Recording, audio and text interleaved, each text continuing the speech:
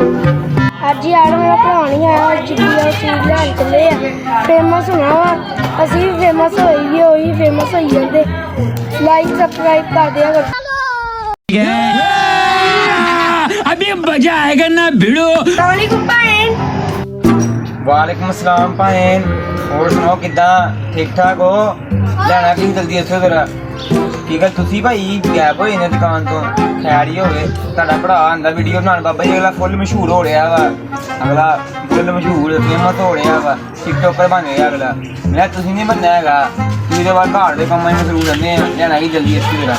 ਹਾਂਜੀ ਭਾਈ ਮੈਂ ਠੀਕ ਠਾਕ ਯਾਰ ਛੁੱਟੀਆਂ ਭਰਾ ਦਾ ਮੇਰੇ ਕੰਮ ਹੋ ਗਿਆ ਤਾਂ ਹੀ ਇੱਥੇ ਆਏ ਨਾ ਮੇਰਾ ਹਲੇ ਹੋਇਆ ਨਹੀਂ ਮੈਂ ਕੰਮ ਕਰਦਾ ਪਿਆ ਤਾਂ ਹੀ ਇਸ ਵਾਸਤੇ ਘਰ ਬੈਠਾ ਹੈ ਤੁਸੀਂ ਇੱਦਾਂ ਕਰੋ ਚੀਨੀ ਹੋਇਓ ਹਾਂ ਯਾਰ ਆ ਵੀ ਗੱਲ ਹੈਗੀ ਆ ਛੁੱਟੀਆਂ ਦਾ ਕੰਮ ਵੀ ਕਰਨਾ ਹੀ ਆ ਨਾਲ ਨਾਲ ਚੀਨੀ ਕਿੰਨੇ ਲੈਣੀ ਭਾਈ ਦੱਸਿਓ ਜਰਾ ਭਾਈ ਜੈਸਾ ਹੀ ਚੀਨੀ ਦੇ ਦੋ ਮੈਨੂੰ ਯਾਰ ਤੂੰ ਮੈਨੂੰ ਪਾਗਲ ਤੇ ਨਹੀਂ ਲੱਗਦਾ ਹੈਗਾ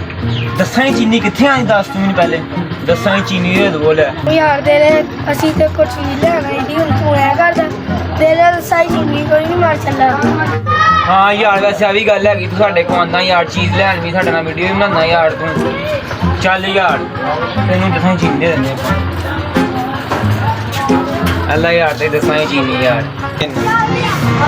ਚੀਨੀ ਮਿੱਠੀ ਆ ਦੱਸਾਂ ਦੇ ਦੋ ਦੱਸਾਂ ਹੀ ਦੇ ਦੋ ਉਹ ਕੀ ਮਿੱਠੀ ਆ ਮੇਰਾ ਪੁੱਤ ਦੱਸਾਂ ਹੀ ਸੀਗੀ ਚੱਲ ਨਿਕਲ ਜਾ ਤੇਰੀ ਆਸੀ ਦੀ ਤਾਸੀ